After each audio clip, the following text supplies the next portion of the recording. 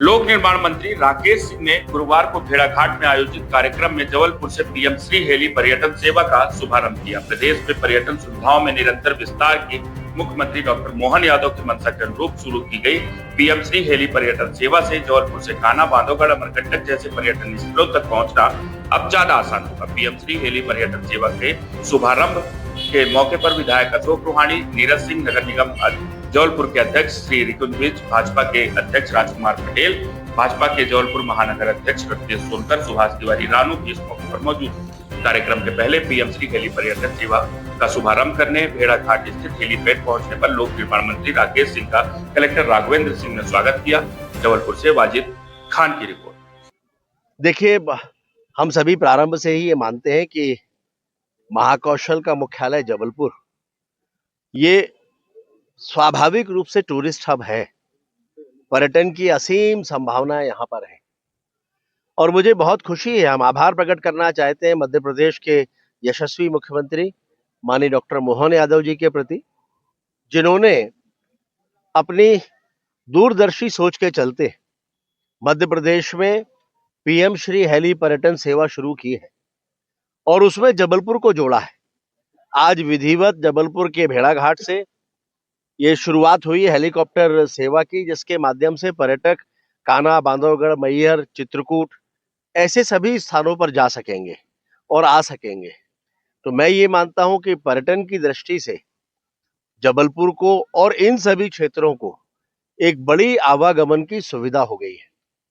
अब बहुत से पर्यटक ऐसे हैं जो सीमित समय के लिए पर्यटन की दृष्टि से निकलते हैं और वो कम समय में ज्यादा से ज्यादा स्थानों को जाना चाहते हैं, लेकिन उनके लिए ऐसी सुविधा ना होने के कारण सड़क मार्ग से उनको आना जाना पड़ता था।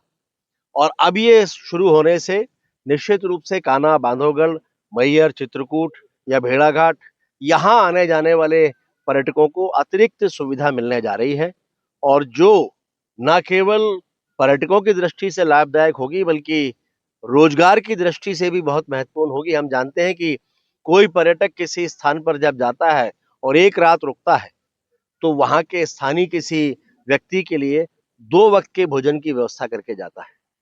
तो इस दृष्टि से हम सभी के लिए ये बहुत महत्वपूर्ण है। पुनः मध्य प्रदेश के मुख्यमंत्री जी के प्रति आभार। क्योंकि भेड़ाघाट विश्व पर्यटन क्षेत्र है और भेड़ाघाट के लिए बहुत बड़ी सौगात मिली है।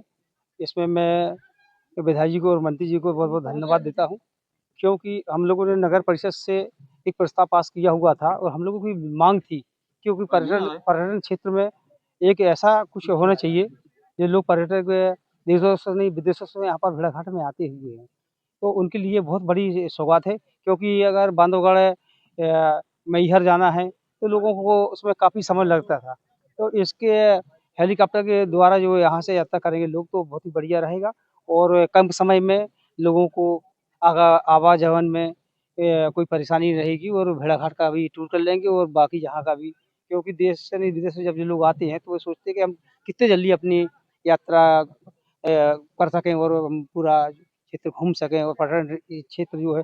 और अभी बरगी बांध के लिए भी अभी हम लोग इसका प्रस्ताव रखेंगे कि बरगी बांध भी जो है वहाँ भी सेवा की जाए, तो वहाँ भी लोग वहाँ से होते हुए बांधवगढ़, मैहर ऐसा पूरा टूर हो सके लोगों को। कितने समय से मांग उठा रहे थे आप लोग? हम लोग 2 वर्ष से लगातार मांग करते हुए थे और कलेक्टर साहब को भी पत्र दिया था हम लोगों ने।